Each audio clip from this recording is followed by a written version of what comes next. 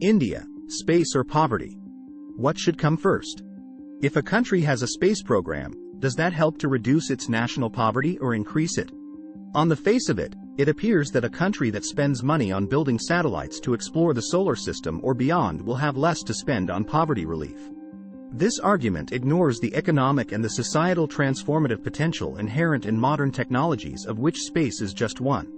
If developing nations did not develop their own infrastructure for modern technologies, they would either have to live without their benefits, internet access, mobile telephony, satellite television, or be at the mercy of a third-party supplier forced to pay predetermined commercial rates and having little or no say on availability or quality of the service.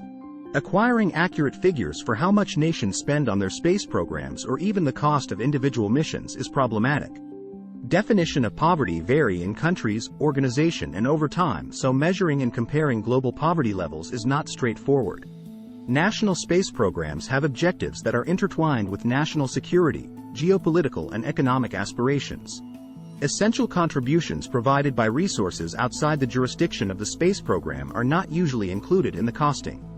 Physical security may be provided by the Army.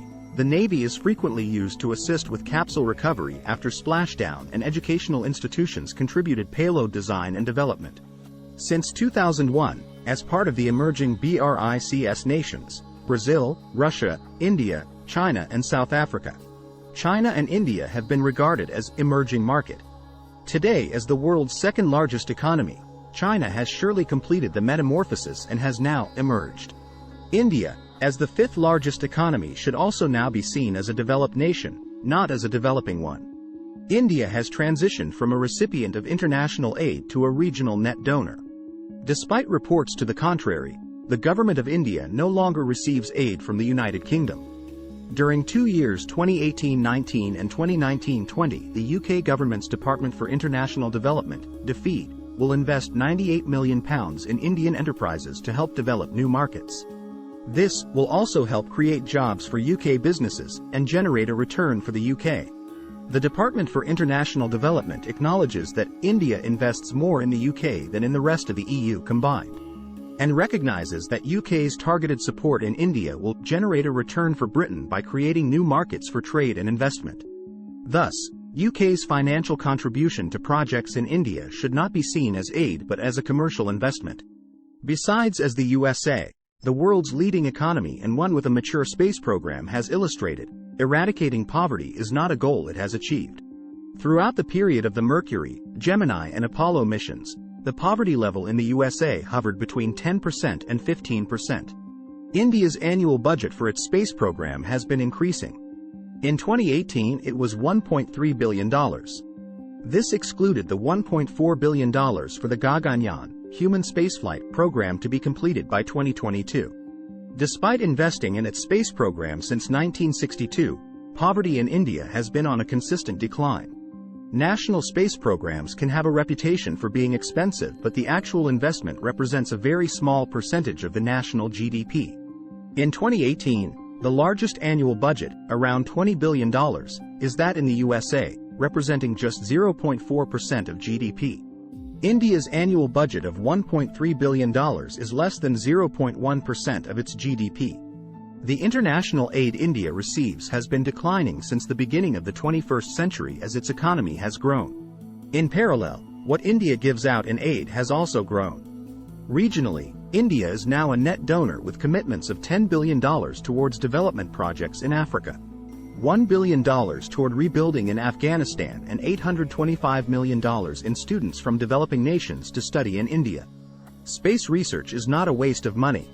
Space exploration is important for the nation economy, homeland security and technological superiority. Space programs are the source of big revenues. They generate revenue as they charge for every satellite they launch into space. Through space research, India is able to check the climate, temperature, humidity, heat streams, thus helping the agricultural community and people living in the coastal areas by forecasting weather. India's ISRO is competing with other big agencies like NASA, European Research Centre, and so getting major projects, which is a direct benefit to nation. Budget on space exploration program is only 1/10 of the total GDP of India. Scientific knowledge has value beyond the measurement of cost.